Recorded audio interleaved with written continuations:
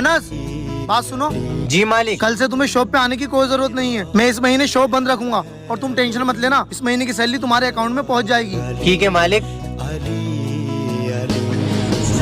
अरे मालिक तो कह रहे थे मैं शॉप 1 महीना बंद रखूंगा। अरे शॉप तो आज भी खुली है। एक काम करता हूँ, मालिक से पूछ कर देखता हूँ। मालिक आप तो कह रहे थे शॉप इस महीने बंद रहेगी, लेकिन शॉप तो रोज खुल रही है।